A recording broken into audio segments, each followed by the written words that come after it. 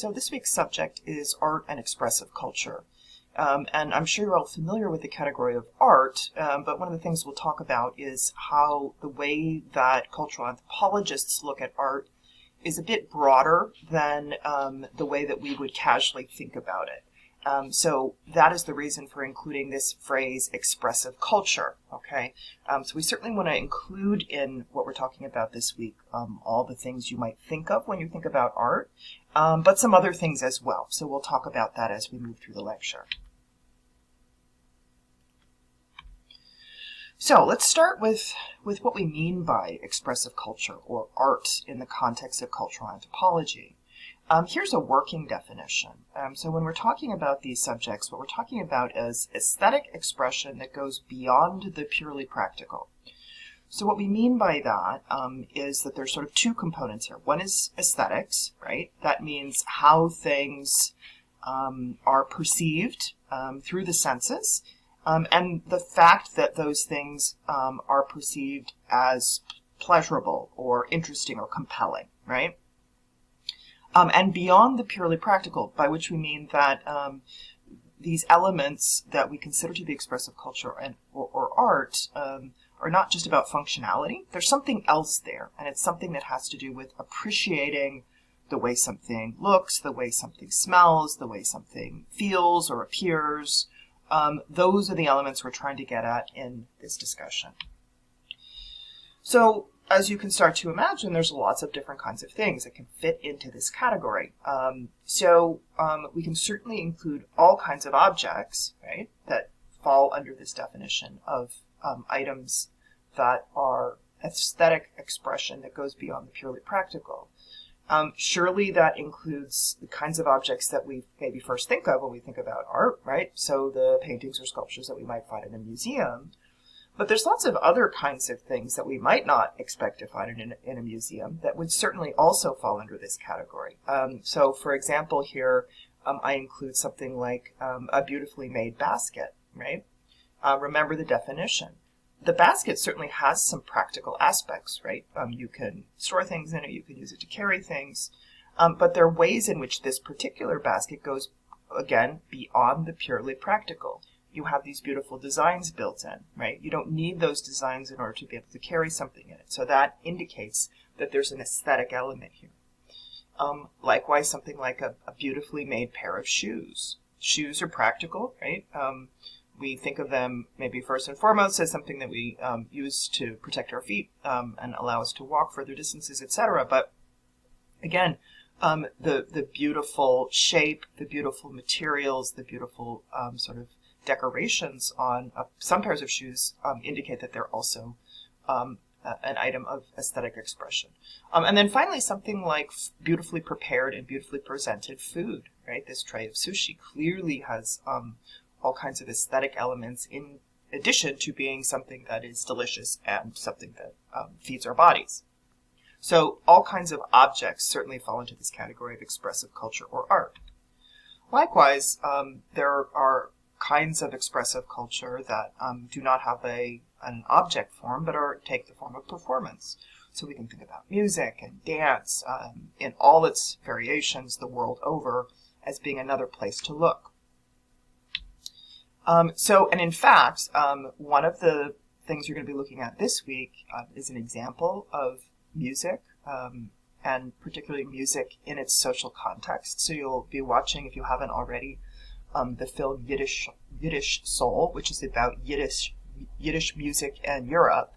And as you'll see in that film, it's not just about how beautiful this music is, which it is, but also about the role that the music plays in people's lives. So you'll see the people making comments in the film talking about how music is a part of history and people's memory, both of their families and of their communities, and that it is also tied very closely to identity. So again, we're thinking here about both those aesthetic components and how people make use of various art forms as a part of daily life. As a little sidebar here, when you access Yiddish Soul through a D2L, You may find that it just takes you to a clip, which I had it happen one time and then another time it didn't, so I'm not sure if you're all going to see that. If it says this is just a clip, there will be a button there that says Get Full Access. Click on that. It may then take you directly to the complete film, or you may need to enter the name of the university, right? This university, Northeastern Illinois University. Alternatively, you can just go to the library website, go to the databases section, and look up Filmmakers Library Online. That's the database that has this film in it. And then you can just put in Yiddish Soul and you'll find it, okay? So you should have no trouble seeing the complete film, but if you see that just a clip when you click on it, I wasn't able to somehow get around that. Hopefully it's fixed, but it may not be. So please make sure you watch the whole thing. It's a great film, and it has extraordinary music in it. So, again, one example of expressive culture that you'll be able to watch and listen to this week. Back to the idea that I started with, which is that cultural anthropologists want to extend the notion of what art is quite broadly. So we can start to think of other kinds of both objects and performances that go beyond the purely practical. So one example that I can provide is that in the form of religious practice. The specific example I'm going to give you is that of Haitian voodoo. And this is a syncretic religion. What that means is that it combines religious traditions from different parts of the world. So voodoo, as practiced in Haiti, is a combination of some elements that come from West African religious traditions and some that come from Catholicism. And the way that the religion is practiced includes many expressive elements. So, for example, these are some images of voodoo altars, which are assemblages of various objects and images. They clearly go beyond the purely practical and have all kinds of aesthetic elements. So here is a use of objects that we can certainly consider to be art, embedded in religious practice. Voodoo also includes elements of expressive culture that we can characterize as performance. The priests and priestesses in Haitian voodoo have relationships with spirits. They become possessed by the spirits that are part of the pantheon of spirits of voodoo. One way we can think about that is as a sort of performance. Now, when I say performance, I'm not saying that they are acting or pretending, but what I am saying is that spirit possession looks and feels a lot like other kinds of expressive culture. There are costumes, there's music, etc. These are dramatic, sort of performative kinds of acts. So here, for example, are some participants in Haitian voodoo. This gentleman in the front is possessed by the spirit Ogu, and you can tell that by the particular clothing and accoutrement that he carries with him. Here's another Ogu, right? And again, you see that combination of the sort of performative element of the priest and the incredible assemblage of objects in the altar behind him. Another example, this is a different spirit. This is the spirit Zaka, who appears as a Haitian peasant farmer. So again, the priest who is embodying Zaka, the priest who is embodying Zaka is wearing the sort of clothing and carrying the objects that allude to that spirit's identity and presence. Here is another Zaka. And again, you see all these incredible aesthetic elements. Not only the priest and what he's wearing and how he's presenting himself, but all the sort of ritual objects around him, including mural in the background, right? So clearly, even though, again, we would primarily think of this as an expression of religious belief, it's also very much an example of art or expressive culture. In addition to the film that you're watching this week, you also read an article by Schachter, which is about graffiti in London.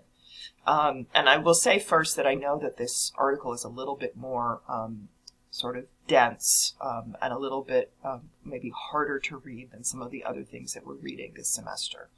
So don't worry too much about understanding every single bit of what he's talking about. But I think the broader point that he's making and the example he's using is really valuable for thinking about art. Because what he is talking about is a couple of things about the sort of graffiti or street art that he studied in London. One is that this kind of public art is a form of communication. It's a form of communication by which artists communicate to one another and communicate to the rest of the community in the world.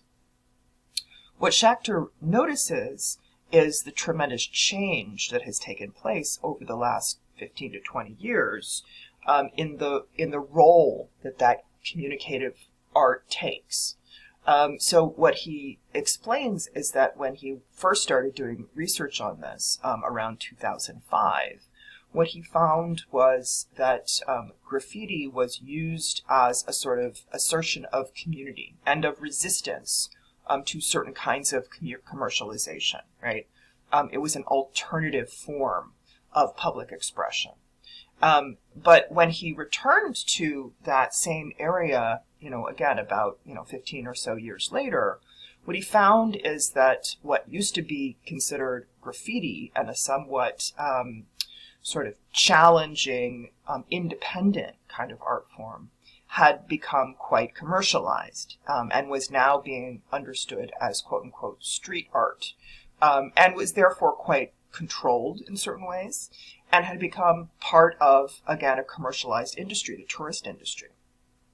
So he describes that as a sort of shift from pollution to purity, by which he means something that used to be considered sort of out of bounds, right, or independent from the social system, had become incorporated into the social system, which took some of its power away, right? That the kinds of commentaries that could be made with this sort of art were in fact limited at the point where it was essentially co-opted into this commercial industry. So he's sort of lamenting this shift. So the public imagery is still there, but it's just, again, communicating something different, and it's perhaps less able to communicate some of the messages that it was in the past. Art and expressive culture are also political, as, again, I think the example of graffiti also alludes to. But sometimes it's even more political to the point of being very divisive. So one example I can give you from the sort of 20th century history of politics and art, which you may have encountered if you've ever read anything about this particular case, is a piece of art, a photograph by an artist named Serrano that was first presented in 1987, which he referred to as the Piss Christ. And it's a photograph of a plastic crucifix that he says in the artist's statement is submerged in a container of his own urine. Hence the name, Piss Christ. We know that artists, one of the role of art in society is to challenge people and to challenge the status quo, challenge ideas. And surely that is one of the things that Serrano was trying to do here. However, when this photograph was released, this piece of art was presented, the artist received death threats. He lost grants. There were hearings in Congress about it. The budget of the National Endowment of the Arts was cut in response to it. And it was precisely because this was understood as, to some folks, as a sort of blasphemous piece of art. So again, whether you like or don't like this kind of art, the point here is that art is more than just aesthetic expression. Because it's also a mode of communication, it also ends up in the middle of various kinds of debates and even disputes within the cultural worlds where that art circulates. Another element, important element for understanding art and, again, expressive culture more generally, and it's an issue that's especially important in the field of anthropology, is understanding sort of questions of who owns the material culture and expressive culture that comes out of various societies, and what are the ethics of owning and presenting that expressive culture to the rest of the world. I say this is important to anthropology because within the field of anthropology, if you remember way back to the beginning of the semester, I mentioned that one of the wings of anthropology is archaeology, and archaeologists often deal with objects from past societies, right, that they access through excavation, and that often end up in the in museums, under the ownership of museums. And there's been a lot of debate over the years about really who should those belong to. And particularly that kind of work in North America has led to indigenous Americans, Native Americans, actually claiming some of those objects. And indeed, some museums have responded to that. So here you see a couple of images. On the right is, in fact, a museum returning an important object back to the Native American group that it rightfully belongs to. So again, expressive culture is something that we may tend to think of as being about something sort of present to the public, but the question of whose it is also a very important one. And again, when there are power dynamics involved in terms of who actually is able to claim it, that can become even more complex. So these are just a few thoughts to get you thinking about the importance of objects and performance in cultural context.